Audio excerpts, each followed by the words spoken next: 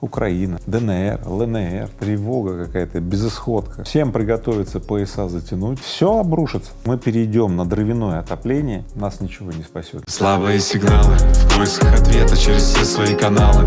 Но ответов нету, в чем причина, ты не знаешь. Ответы где-то рядом, если в тишине ты слышишь слабые сигналы.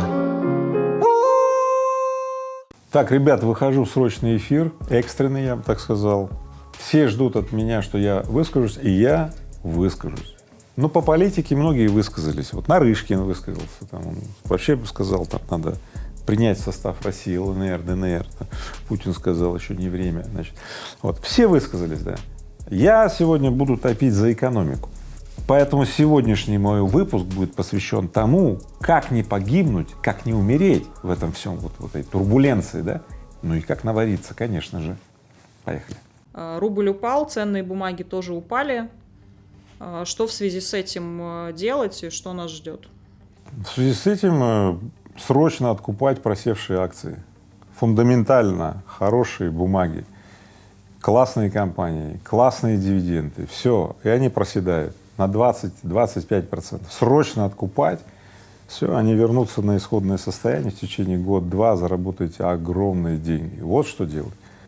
Если у тебя свободного кэша наличных до 500 тысяч рублей, вот прям вот до такого, то я тебе рекомендую ничего не делать.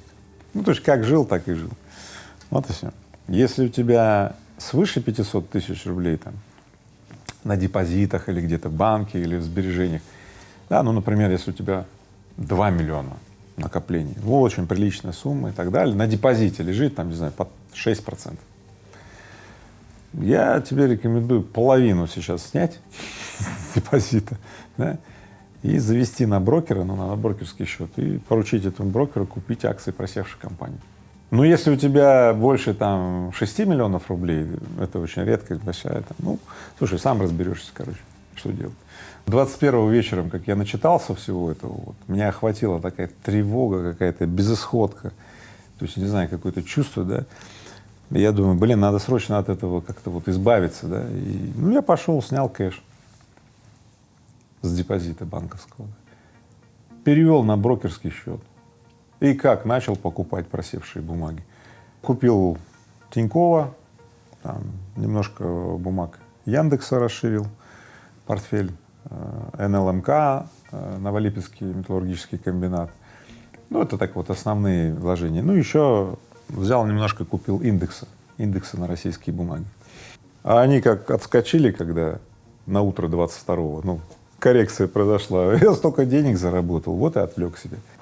Правда, вот не знаю, если дальше будет обострение, да, все же это может так же и быстро изгореть. Но это уже другой вопрос. Вот по поводу обострения, вы уверены, что эти акции вернутся назад и вырастут? Потому что ситуация абсолютно неопределенная и непонятно, что будет завтра, какие еще заявления последуют с обеих сторон. Я покупаю бумаги только фундаментально сильных компаний, которые даже если их акции будут стоить, дальше упадут, скажем так, они будут просто выплачивать дивиденды, это будет нормальный доход, там, не знаю, 10-20% годовых, это очень хороший доход. Вот. Конечно, если будет какая-то война, ядерная война там, или какие-то очень большие катаклизмы, ну, все это медным тазом накроется. Если это будет, ну, нас ничего не спасет, ни бомбоубежище, ни бункер, ничего. Поэтому давайте молиться, чтобы не было войны и кровопролития, а ну, деньги деньгами, то есть деньги не помешают. Что делать простым людям, у которых нет 500 тысяч, у которых и 100 тысяч нет? Как дальше их будет судьба складываться? Станут ли они беднее и что им делать? Однозначно станут беднее, поэтому всем приготовиться пояса затянуть. Я понимаю, у всех пояса затянуты на крайнюю дырку, но нужно будет снять пояс, достать шило, сделать новую дырку и пояса затянуть. Это раз. Второе. Дело в том, что, смотрите, ведь дальше будут следующие затягивания поясов. И станет уже не только больно, и не только невыносимо больно, а вы умрете. Вот поэтому, чтобы вы не умерли, пока вы еще живы, да, в это время следует позаботиться о росте своих доходов. Смена работы, повышение зарплаты, релокация в другой город, повышение квалификации, компетенции, обучения, образования с повышением зарплат. Ребят, ну, занимайтесь этим сейчас, когда у вас еще, ну, как бы поезд-то затянут, но, ну, может быть, и сбережений-то нет, да, но вы можете там оплачивать, не знаю, 5-6 тысяч за свое образование каких-то вот, ну, да, вот опять скажу, мы не можем. Ну, я понимаю, вот это все скользкая тема на самом деле, да, то есть люди скажут, мы не можем. Нам надо 3000 на сигареты в месяц, блин, и на бухало вот опять. Мне один тут говорит, ты знаешь, у меня какая смета? Я вот здесь 21 тысячу на заводе получаю. Так у меня, говорит, выпадающие есть доходы. Я говорю, объясни. Он мне говорит, вот сигареты, водка, вот такой выпадающий. Поэтому я, говорит, их сразу вычитаю из 21 тысячи, значит, 8 тысяч вычитаю. То есть домой он приносит 13. Нормально, да? Я говорю, а ты не мог вот эти выпадающие доходы вот отправить на, ну, на свое повышение своей квалификации, на образование и так далее, чтобы твои доходы были после обучения и получения другой работы не 21 тысяча, да, а 42 тысячи, ну, то есть в 2 раза больше. Ведь 42 тысячи — это не бей лежачего на самом деле. Он говорит, такой на меня смотрит, говорит, а сигареты, говорит. Ну окей, это такой выбор. Сигареты или побухать, но ты остаешься вот в этой нищете, в бедноте, в беспросветке. Ну да, ты как-то смирился, привык. Или вот, возьми эти деньги, получи там работу за 42 тысячи, а лучше там, может, за 60, ну то есть ступеньками. Подрос доллар и евро, точнее, упал рубль. Что будет дальше? Продолжится ли это падение или как-то российские власти смогут это остановить? Ну вот Центральный банк разрешил финансовым организациям отражать в отчетности акции и облигации по рыночной стоимости на 18 февраля, то есть до просадки. Это очень интересная инновация Центрального банка. Я считаю, они учатся. Все-таки кризис 2014 года, они типа были умные, но на самом деле наворотили кучу, в общем-то, ерунды. Ну, то есть спровоцировали такой разгон вот этих вот каких-то спекуляций и так далее. Сейчас спекуляции пока останавливаются. Но дело вот в чем, что мы сейчас пишем выпуск вот в момент, когда Америка не ввела санкции. Она еще не проснулась просто. Вот, Америка спит. Вот, поэтому вот что будет, когда Америка проснется, начнутся вот эти заявления, начнется обнародование санкций, да, и может быть совсем другое развитие событий. И на вопрос, соответственно, что будет с рублем, ответ очень простой. Вот как правительство решит, так и будет. Резервы у России огромные. То есть Россия может, в общем-то, сдерживать курс доллара так, как посчитает нужным. Ну вот как они решат, так и будет. Ну, может интервенции делать, продолжать, и курс доллара там замрет, например, на отметке 80. 22 февраля некоторые страны уже объявили о ряде санкций против России. Как вы их оцениваете и как это может повлиять на россиян? Америка в свойственной ее манере, значит, в исполнении Байдена ввела санкции уже на инвестиции в ДНР и ЛНР. А то такое ощущение, что там было столько инвестиций. Но это скорее смешно. Вот. Британия уже объявила о санкциях на 5 банков, которыми никто не пользуется, и, в общем-то, они давно уже под санкциями. Ну, это банки из окружения Путина, ну, такие кэптивные очень. Вот на Промсвязь, которые оборонку обслуживают, тоже санкции, да. Ну, это как бы понятно, это такая возня, то есть они давно уже под санкциями, в общем. Вот, тоже как бы смешно. Вот, но смешно, не смешно, основные санкции еще не объявлены. То есть, скорее всего, это просто такая разминка, вот то, что вот по-быстрому там могли сделать. Сейчас идут консультации, все знают, что вот сейчас начнутся все эти заявления, и рынок акций будет лихорадить. Просадки опять будут. Поэтому еще раз говорю, у кого есть кэш, готовьте ваши наличные для того, чтобы, ну, хотя бы через спекуляцию, ну, отвлечь себя от этой всей вот этой вот хренотени. Да. Кроме тех санкций, которые вы назвали на 22 февраля, я напоминаю, что мы 22 пишем, есть еще разговоры про Северный поток-2, и даже канцлер ФРГ сказал, что остановил процесс сертификации этого Северного потока. Как вы думаете, насколько вообще реально, что этот проект будет остановлен? Мне кажется, Северный поток-2 — это инструмент, в общем-то, в геополитической борьбе. То есть если Европе нужен будет газ, она его получит по Северному потоку-2. Видимо, им пока газ не нужен. А я скажу, почему им газ не нужен. Владельцы газохранилищ в Европе затарили. Они весь год тарили по дешевым ценам газ. Теперь они продают по дорогим ценам газ в Европе. Газ пока есть. Поэтому они, в общем-то, не заинтересованы в поступлении новых там партий газа в Европу, которые, не дай бог, обвалят прекрасные цены на газ. Я бы так сказал. Вот за обсуждением вот этих вещей, мне кажется, идет отвлечение нашего внимания от гораздо более интересных тем.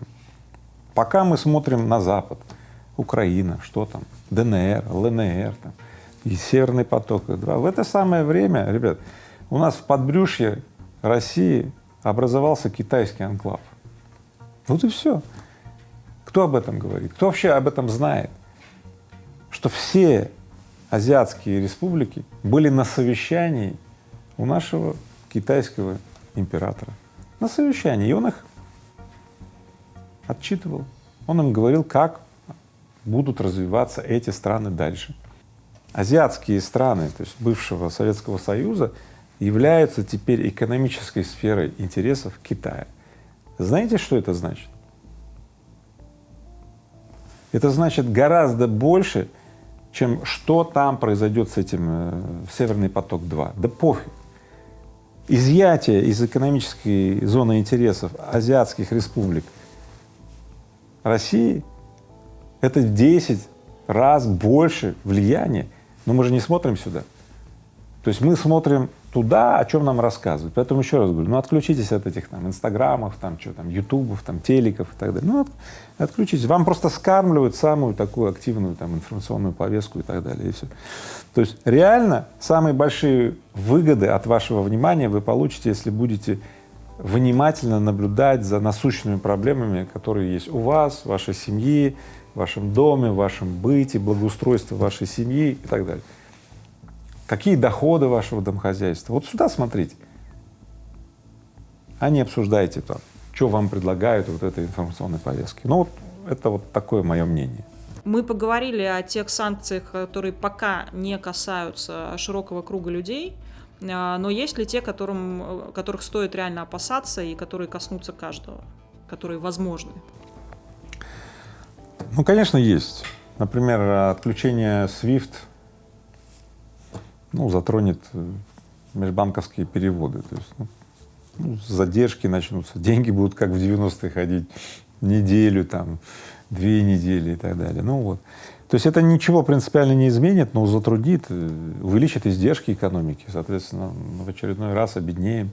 Теоретически Америка может просто заблокировать работу всех смартфонов